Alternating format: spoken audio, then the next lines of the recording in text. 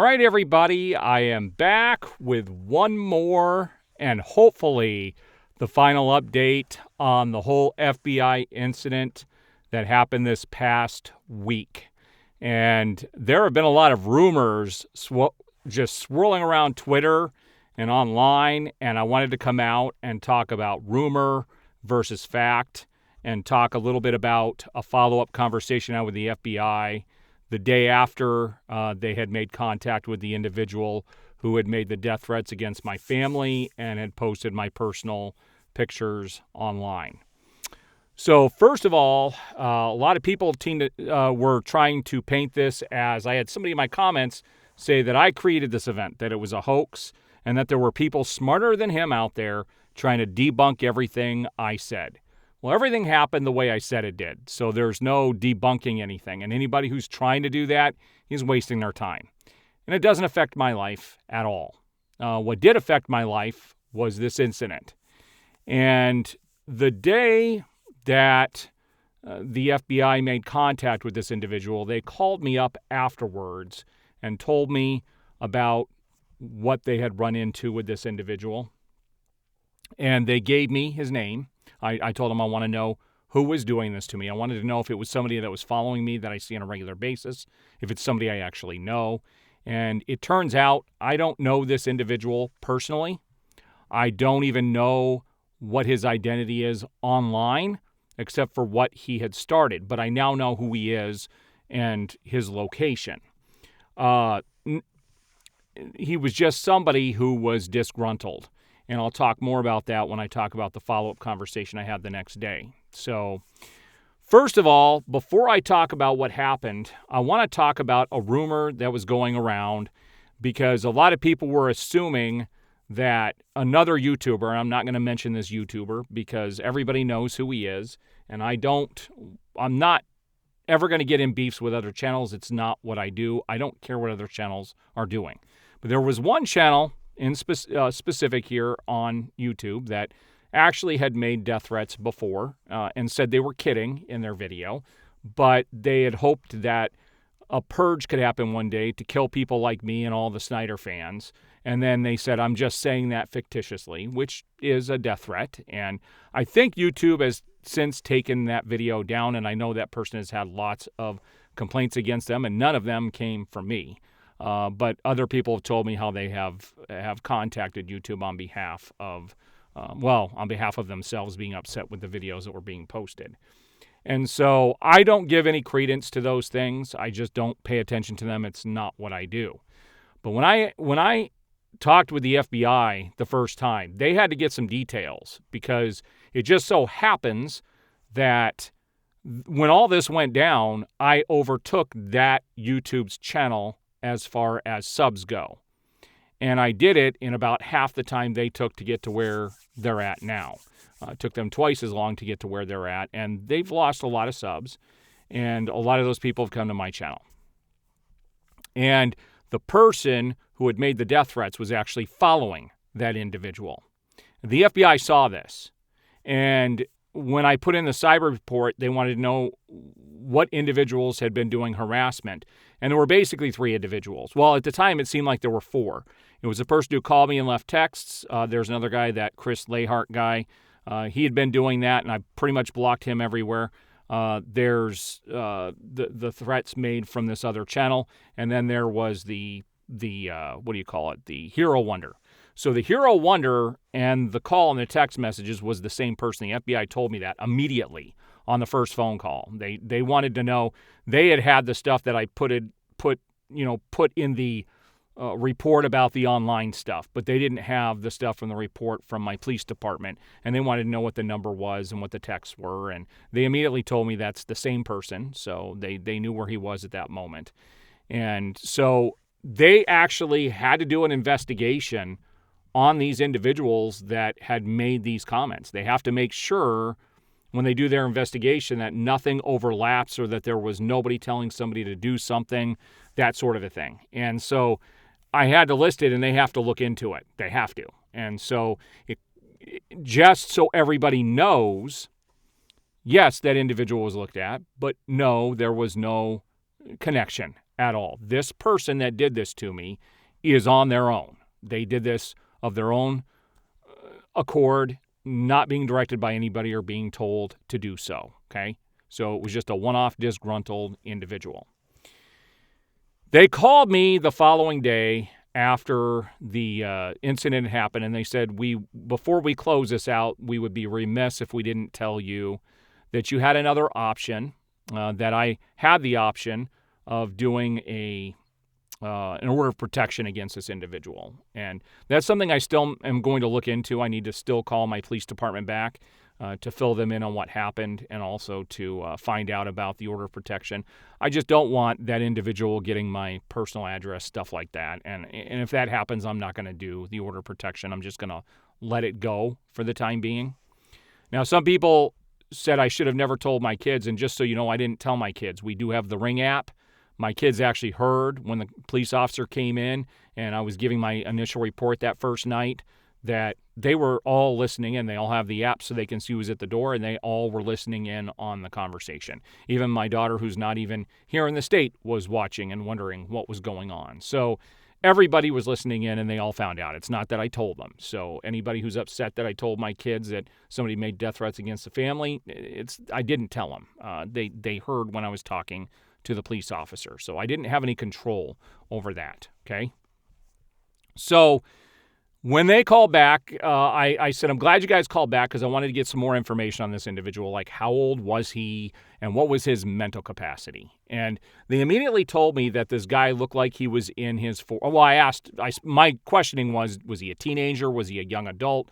Was he an adult? They said he looks like a guy who was in his 40s. And he said he's not like an MMA fighter or a bodybuilder. He was somebody who was actually pretty not in good shape, basically, is what they said. He's not in good shape at all. And I'll talk about what I kind of deducted after this conversation. But he's not in good shape. And as far as his mental capacity, he said they're not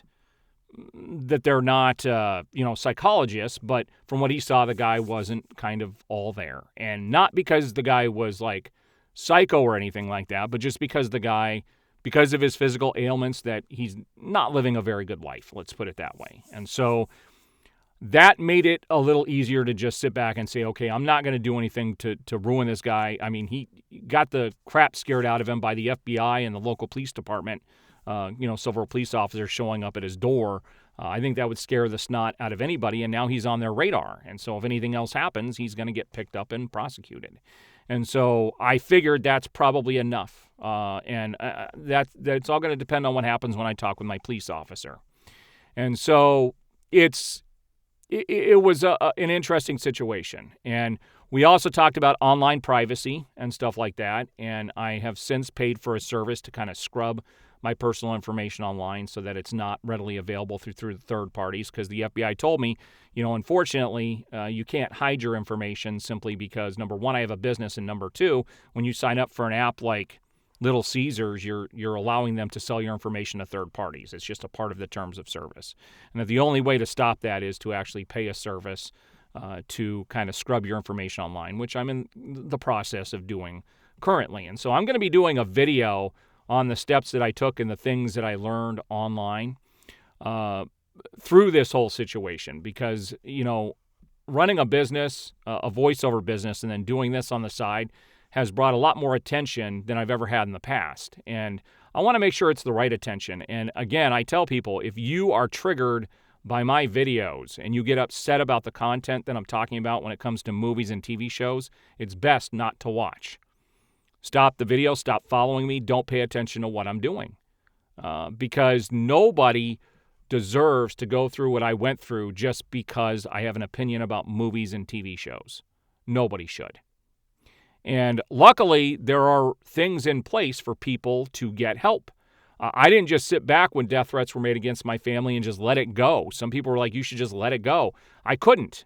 Not when I have a family. That's not going to happen. It's not who I am. And so talking to my police officer, there are definitely things you can do online to get help. That ic3.gov website is there for serious online threats. And so if anybody ever has any serious online threats, then they can go to ic3.gov and put in a report. I've never heard of that site before. I never had a need to look at that site.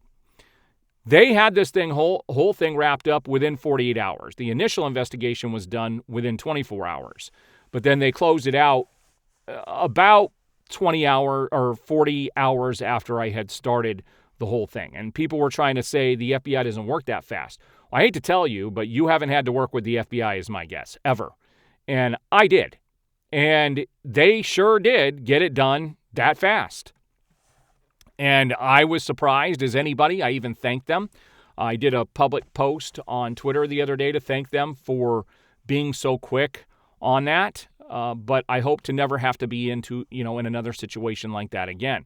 And so I have made my pictures private on Facebook so that only my friends can see it. And it was weird. I encourage people to go into their Facebook account and check every single photo, one by one. The unfortunate thing about Facebook is they don't give you an option just to change all, which to me is kind of funky. Like the amount of time I had to spend to go through 14 years of photos to make sure every single one was set to private. And the ones that he posted, in fact, were not private at the time. But here's the thing. Twitter's terms of service say you cannot take somebody's personal photos from another site and post them here without their permission. And he did not have the permission to do that. And I'm not ashamed by my family in any way, shape, or form. Like, it was ridiculous when he's sitting there trying to say I'm not a happy family man, when in the photos you can clearly see that I'm smiling and I'm happy with my family. It's absolutely ridiculous. And a lot of those photos were old. Like, all of my kids are now pretty much grown. 2 of them are pretty much out of the house. And so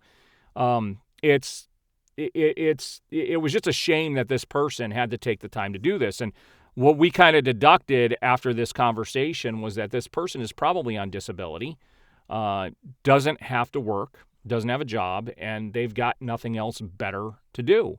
And I do feel sorry for that individual. My prayer is that if he sees this video or other people who might be in that same situation, please get help. Please get help for yourself, for those around you, because it's not worth ruining your life to do what this individual did. Because if he got prosecuted and extradited back here to Arizona, it is a 6-month prison stint and a $150,000 fine. Nobody should have to deal with that just because they wanted to go after somebody online. It's not worth the time and the energy. And for all the people who are trying to debunk what happened to me, they can't debunk it because it actually happened. And all that time that you're spending going through this stuff, spend that time to go do good in the world. Do something good for somebody. The world needs more of that instead of you attacking the victim in these situations. This situation has worn me out physically and mentally to the point where I'm not even back to normal. And it's almost been a week. Tomorrow will have been 7 days since I had that last conversation with the FBI, and I'm still not just back to a normal level of feeling like I'm back to normal. And so I pray that nobody has to go through this. It was a learning experience, and it's something I don't want anybody to have to go through. I do appreciate all the support, so I wanted to dispel those rumors. Yes, that channel was checked out. Yes, that other individual that I had put in the exposed video was checked out. This person was checked out, and they were working on their own. And so there was no connection to those other people at all, and I want to make sure that everybody is aware of that. But the FBI had to check just to be sure. All right, guys, I do appreciate the support. Hopefully this is my last video on this. I will be doing one more video on the steps that I took and what you can do to go onto Google to scrub your information, as well as some of the several different companies that you can look at to have your online, just your presence and addresses and stuff taken off online from these third parties so that people don't have access to it anywhere. But I do appreciate the support, and we will see you guys on the next video.